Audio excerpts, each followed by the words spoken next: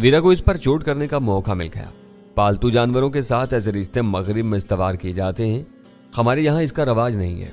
सुल्तान शाह ने बेधड़क एक नहायत कड़वी बात कह डाली। वीरा ने इसकी बात काट कर एहतजाज करने की कोशिश की, लेकिन सुल्तान शाह ने अपनी आवाज ऊंची करके उसे बोलने का मौका नहीं दिया। अपनी बात कहता रहा, तुम्हारे लिए मुझे कोई ऐसा नाम सोचना होगा जिससे जिन्स का सही पता चल सके। तुम्हारे लिए उल्लू की मादा का नाम खासा तवील रहेगा। तुमने फिर उल्टी सीधी बातें शुरू कर दी। गजाला ने संजीदगी से उसे टोका। ऐसे मामलों का इफ्तिताह वीरा खानम की मुबारक जुबान से होता है। इस डैनी को उल्लू कहकर मुझे राह दिखाई थी, मैंने इसी की कही हुई बात आगे बढ़ाई है। आखिर में सोबराज से आपकी क्या बात हो रही थी? सुल्तान शाह का जवाब सुनकर गजाला ने मुझसे सवाल किया और मैं कदरे परेशान हो गया। उसके अल्फाज सपाट और सीधे थे, लेकिन उसके लहजे में कोई ऐसी गैर मामूली बात थी जिसने मुझे मुस्तरिब कर दिया था। राह वालों के बारे में बात होती रही थी। वो जवाब देते हुए मुझे अंदाजा हो चुका था कि गजाला इस वजाहत से मुतमईन नहीं होगी। FBI और वीरा के हवाले से आपने कुछ कहा था। वो हंस पड़ी और बेपरवायाना अंदाज में बोली, बेटी और दामाद वाली इस बात से मैं काफी महजूज हुई थी। वो हम दोनों को मारने और रगड़ने के बारे में बहुत हिसास हैं। सारे काम खुद करना चाहते हैं। ऐसा मालूम होता है जैसे उन्होंने हमें किसी आलमी वाफिया से खरीद लिया हो और अब हमारी कज़ा और कदर के मालिक बन गई हो। क्या मेरी वो बात तुम्हें नागवार गुजरी है? मैंने गजाला से तहय्युर ज़दा लहजे में पूछा। इससे तलखो तुरश गुफ्तगू होने के बाद मैं जरा हल्की फुल्की बात करके उसे ठंडा करना चाह रहा था। वो मजाक की एक बात थी तुम्हें इसका? मुझे वो बात जरा भी नागवार नहीं लगी। गजाला ने एक अजीब सी हंसी के साथ कहा, बल्कि खुशी है कि आपने अपनी जुबान पर आने वाली बात दो ठोक अंदाज में कह डाली। आप चाहें तो अपने इस ख्याल को अमली जामा पहना सकते हैं। मेरी तरफ से आप दोनों को इजाजत है। हरगिज नहीं। गजाला के तेवर भांप कर सुल्तान शाह ने ऊंची आवाज में नारा लगाया, एक म्यान में दो तलवारें नहीं समा सकती। मजाक में कही हुई एक बात को मजाक ही रहना चाहिए। किसी ने भी इस गाड़ी को आगे बढ़ाने की कोशिश की तो मैं पटड़ी पर लेट जाऊंगा, अपनी जान दे दूंगा, लेकिन ऐसा नहीं होने दूंगा। सुल्तान शाह का अंदाज इस कदर तमस्कुराना था कि सबकी हंसी छूट गई। हंसी का सिलसिला थमा तो वीरा ने बढ़कर गजाला के गले में बाहें डाल दी और बहुत अपनाइयत से बोली, तुम मुस्कुरा रही हो, लेकिन मैं तुम्हारी इस मुस्कुराहट के पीछे छुपा हुआ मलाल महसूस कर रही हूँ। और तुम मजाक में भी अपने सुहाग की हिस्सेदारी बर्दाश्त नहीं कर सकती। ये इसकी फितरत है। तुम यकीन करो कि मेरे और डैनी के दरमियान गहरी दोस्ती से ज्यादा और कोई अब रिश्ता बाकी नहीं रहा। मैं जरा आजाद ख्याल हूँ। हो सकता है कि मेरी बेतकल्फी तुम्हें गरां गुजरती हो। तुम कह दो तो मैं इस बारे में भी एहतियात से काम लूंगी। मुझे मालूम है कि कभी कभी मैं बेइख्तियार होकर हद से तजावुज कर जाती हूँ। वीरा की साफ गोई पर गजाला की आंखें अंदरूनी मुसरत से जगमगा उठी और उसने भी वीरा को अपनी बाजुओं में भींच लिया। मेरी दानिश में गजाला को वीरा के इन मुआजरती फिक्रों पर इखलाकन वजाहत करनी चाहिए थी कि इसका वो मकसद नहीं था जो वीरा समझ रही थी, लेकिन उसने एक लफ्ज भी नहीं कहा। साफ जाहिर हो रहा था कि वीरा की बातों को उसने इकरार जुर्म पर महमूल किया था और जुर्म के एतराफ पर किसी रस्मी दिलासे की जरूरत नहीं होती।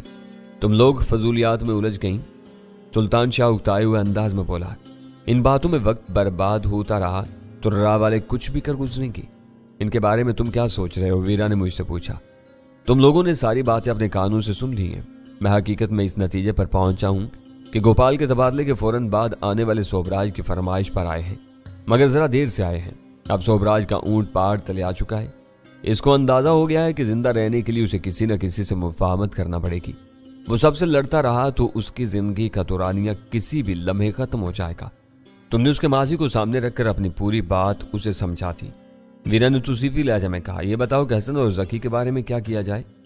अगर उन्होंने सोबराज के मशवरे पर अमल किया है तो इनको क्लिफ्टन पर अब्दुल्ला शाह गाजी के मज़ार पर होना चाहिए। मुझे और सुल्तान शाह को वहां जाना होगा क्योंकि हम दोनों ने उनमें से एक को देखा हुआ है। मैंने सोचते हुए कहा, तुमने दूसरे को भी देखा होगा? उसने अड़ंगा मार कर तुम्हें गिराया था। सुल्तान शाह बोला, नहीं। मैंने अपने सर को मायूसी से जुम्बिश देते हुए कहा, वो किसी चलावे की तरह पीछे से आया था और मुझे गिराता हुआ आगे भागता चला गया था। इसका चेहरा नहीं देख सका था मैं। वो इससे इतना जरूर नजर आया कि उसके चाने पर एक मुख्तसर सा काला बैग झूल रहा था। आप सोबराज से सही कह रहे थे। आप उसे पहचानेंगे तो वो भी आपको शनाख्त कर लेगा। गजाला ने फिक्रमंदी से कहा, मैं इसी हुलिये में वहां जाऊंगा। मैंने अपनी बेतरतीब दाढ़ी पर हाथ फेरते हुए जवाब दिया, जब गैरी जैसा चालाक आदमी मुझे नहीं पहचान सका तो वो भी धोखा खा सकते हैं। इस हुलिये में तुम वाकई कोई खतरनाक डाकू लग रहे हो। ऐसा ना हो कि तुम्हारी किसी कामयाबी से पहले पुलिस तुम्हें धर ले। वीरा बोली, मज़ारों पर हर तरह के लोग अपनी मन्नतें और मुरादें लेकर आते हैं। इनमें चोर, डाकू, कातिल और स्मगलर भी शामिल होते हैं। पुलिस वाले ये बात जानते हैं, इसलिए मज़ारों से दूर रहते हैं। मुझे इनकी परवाह नहीं है। तुम तो फेडरल कास्ट्रो के भतीजे बन गए हो। میرا کیا ہوگا؟ سلطان شاہ کا رہا۔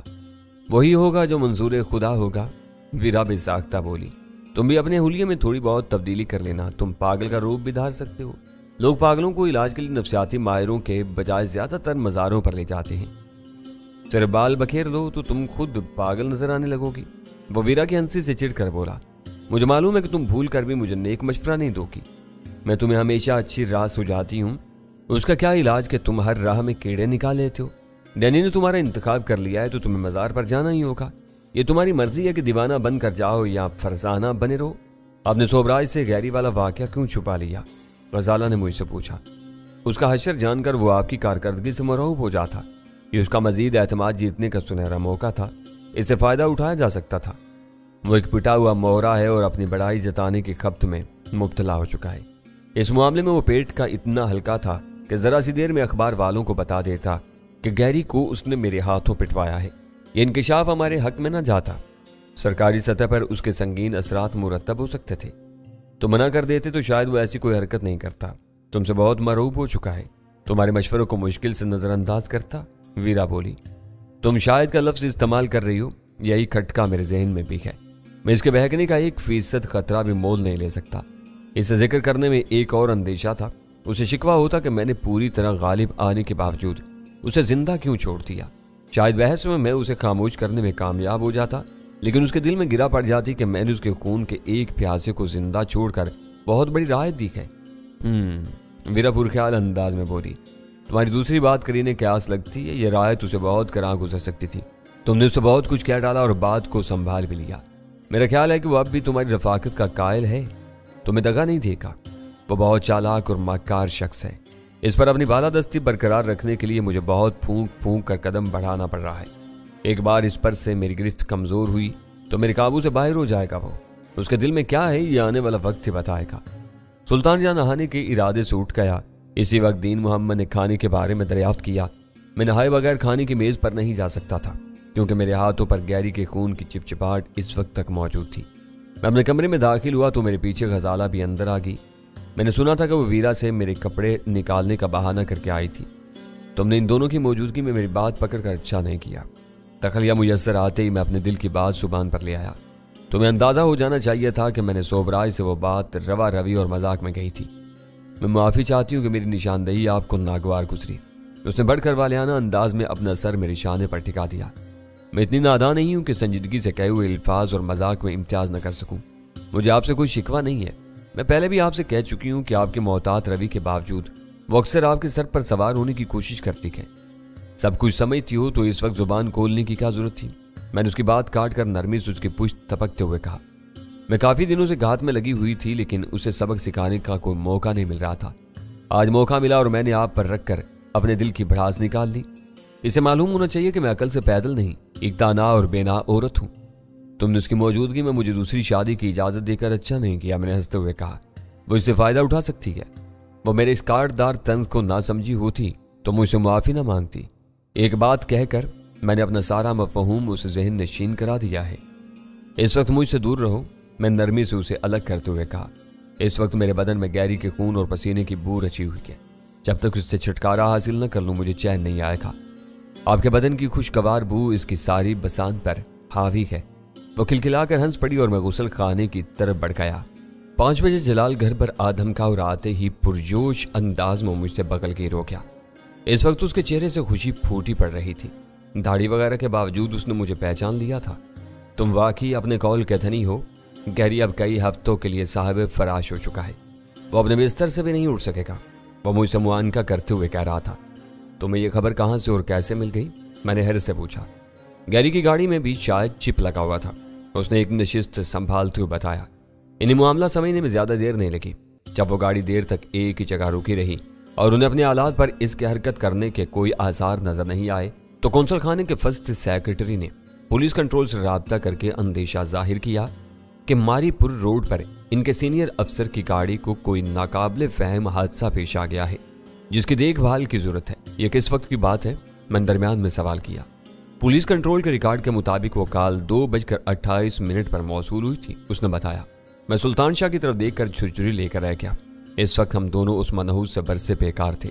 चिप की वजह से 5-10 मिनट में उन्हें अंदाजा हो गया होगा कि गैरी की गाड़ी सड़क पर रवाना होने के बजाय एक जगह रुकी हुई है। पुलिस एस्कॉर्ट के साथ एडी एम्बुलेंस वहां पहुंची थी। उसके बाद कौंसल खाने का अमला अपनी एक एम्बुलेंस समेत वहां पहुंच गया। जलाल बता रहा था, गाड़ी उलटने के झटके की वजह से ड्राइवर की गर्दन की हड्डी टूट गई थी। काफी देर की तलाश के बाद पुलिस पार्टी गैरी को तलाश करने में कामयाब हुई, जो बेहोशी की हालत में मिट्टी के टीलों के पीछे खस्ता हालत में पड़ा हुआ था। अभी सिर्फ 5 बजे हैं, तुम्हें इतनी तेजी से ये सारी खबरें कहां से मिल गईं? वीरा ने हैरत से पूछा।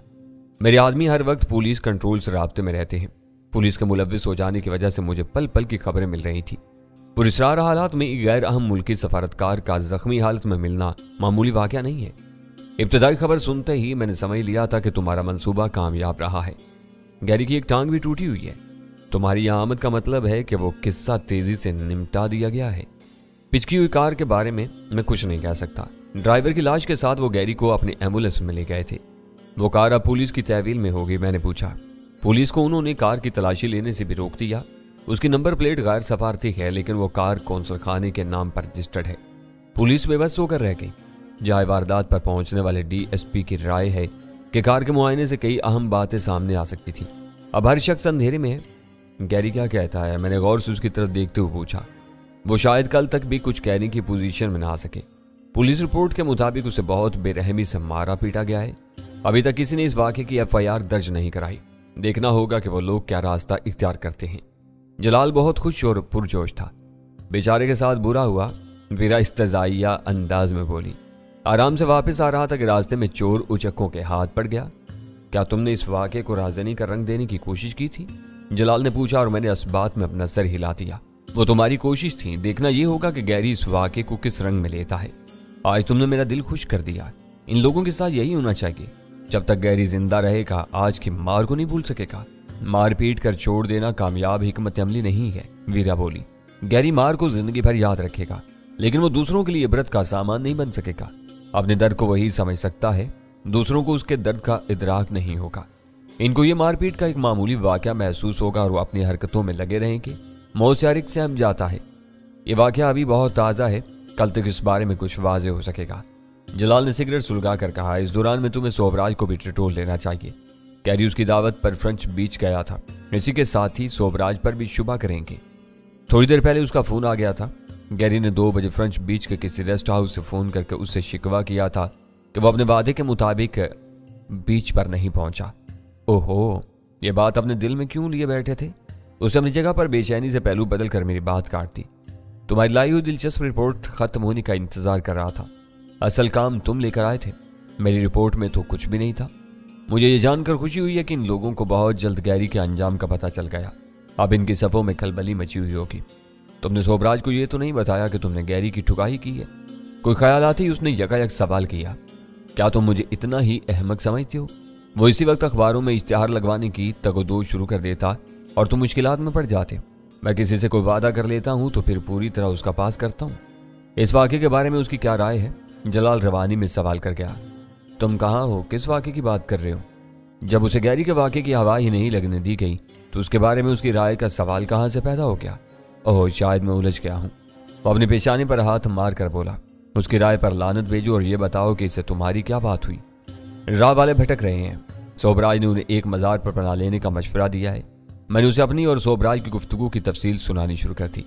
जलाल मेरी तरफ हमत अनगोश था। वो दरमियान में सवालात भी करता जा रहा था।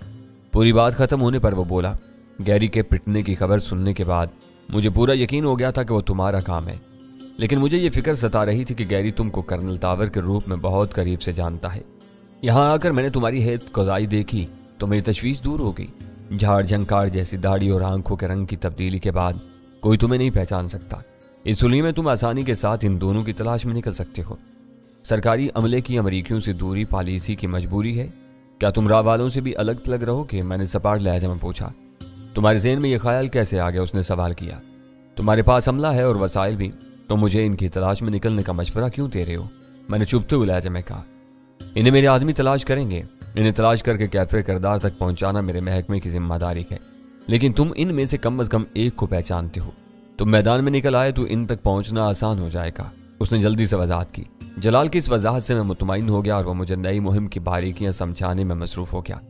उसका कहना था कि आम तौर पर एक काम के लिए एक सीक्रेट एजेंट को मामूर किया जाता है ताकि वह हर तरफ से बेफिक्र होकर अपनी पूरी तवज्जो काम पर मरकूज कर सके। दुश्मन की सरजमीन पर एक से ज्यादा अफराद को भेजना पड़ जाए तो मिशन से पहले कलीदी अहमियत इनके बाहिमी राब्ते की होती है।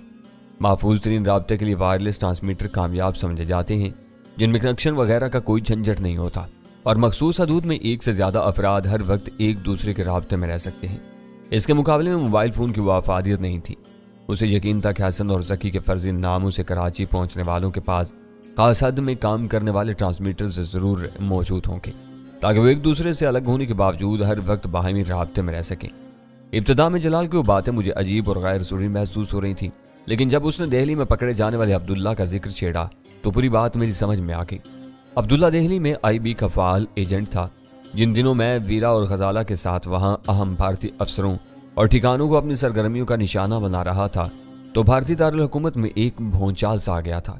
दिल्ली में नामालूम गैर मुल्की एजेंटों का सुराग लगाने के लिए ऐसी फौजी और नीम फौजी बख्तरबंद गाड़ियां सड़कों पर लाई गई थीं जिनमें हिसास स्कैनर लगे हुए थे। मुश्तबा इलाकों में गश्त के दौरान वो गाड़ियां आसानी से ये सुराग लगा सकती थीं कि इनके आसपास किसी भी फ्रिक्वेंसी पर कोई लासिल्की मवासलाती आला तो इस्तेमाल नहीं हो रहा। भारतीय एजेंसियां मेरा सुराग नहीं लगा सकी थी, लेकिन इन हैबतनाक गाड़ियों ने जामे मस्जिद के इलाके में एक ऑपरेटर्स के सिग्नल पकड़े और इनके सारे अब्दुल्ला को रंगे हाथों पकड़ने में कामयाब हो गई। वो कहानी मुझे पाकिस्तान आने के बाद मालूम हुई। दिल्ली में नाजिल होने वाली तबाहियों और हलाकतों पर भारतीय हुकाम गुस्से से पागल हो रहे थे। वो अपने असल हरीफ तक पहुंचने में बुरी तरह नाकाम रहे थे। उन्होंने सारा गुस्सा अब्दुल्ला पर उतार दिया। वो वनूद नामी एक अफसर के बेहमाना तशद्दुद का शिकार होकर गुर्दे फट जाने की वजह से शहादत के रुतबे पर फायज हो गया। वो वाक़या जलाल के इश्तियाल के सबब मेरे जहन में जागुज़ी होकर रह गया था। जलाल ने वनूद से अब्दुल्ला के खून का बदला लेने की कसम खाई थी। जब वनूद एक सोरमा की तरह सफारती छतरी के साय में पाकिस्तान पहुंचा तो जलाल ने बहुत बेरहमी से उसका काम तमाम करके वनूद से अपने साथी की वहशियाना मौत का बदला चुका दिया था। जलाल किफ्टन के इलाके में इन दोनों एजेंटों का सुराग लगाने के लिए वही हिकमत अमली इस्तेमाल करने का इरादा कर चुका था। उसकी ख्वाहिश थी कि मैं इस मिशन में शामिल हूं क्योंकि मैं इन दोनों में से एक को पहली नज़र में पहचान सकता था। मिशन में शमूलियत के लिए ज़रूरी था कि मुझे पूरे तरीक़ाकार का इल्म हो। जलाल ने किसी तमहीद के बगैर वो खुलासा मुझे सुना दिया था। असूली इत्तिफाक हो जाने के बाद जलाल ने वहीं से अपने किसी आदमी को फ़ोन करके बताया कि राह के 2 एजेंटों के बारे में कुछ सुराग मिले थे जिनकी रोशनी में स्कैनिंग व्हीकल्स के साथ फौरी तौर पर काम शुरू करना था। इसकी बातों से अंदाज़ा हो रहा था कि IB वाले पहले इन दोनों की तलाश में लगे हुए थे। चंद मिनट की गुफ्तगू के बाद उसने बताया कि ऑपरेशन के आगाज के लिए 8 बजे का वक्त तय हुआ था। वो गाड़ियां IB की मलकियत नहीं थी। आर्मी गैरिजन से इनके बंदोबस्त के लिए कुछ वक्त दरकार था, इसलिए ऑपरेशन 8 बजे से पहले शुरू नहीं हो सकता था। जलाल के लिए किसी स्कैनिंग व्हीकल में हमारे घर आना मुमकिन नहीं था। तय ये हुआ कि मैं 7:45 बजे सर जहांगीर कोठारी परेड के सामने पहुंचाऊंगा। इस ऑपरेशन में तुम्हारा कोड M2 होगा, मैं M1 रहूंगा। उसने उठने से पहले मुझे बताया। हम दोनों के अलावा मजीद 3 आदमी शरीक होंगे। 5 का ऑपरेटर्स पर एक दूसरे से राब्ता हो सकेगा। तुम्हारा ऑपरेटर्स मैं अभी गाड़ी में से दे लूंगा। उसके पास वक्त कम था। वो फुर्सत के साथ वक्त गुजारने के इरादे से हमारी तरफ आया था। सोबराय से मिलने वाले सुराग की रोशनी में जल्द अज जल्द काम का आगाज करना जरूरी हो गया था, जिसकी तैयारी के लिए वक्त दरकार था। मेरी ब्रीफिंग मुकम्मल करते ही वो उठ गया।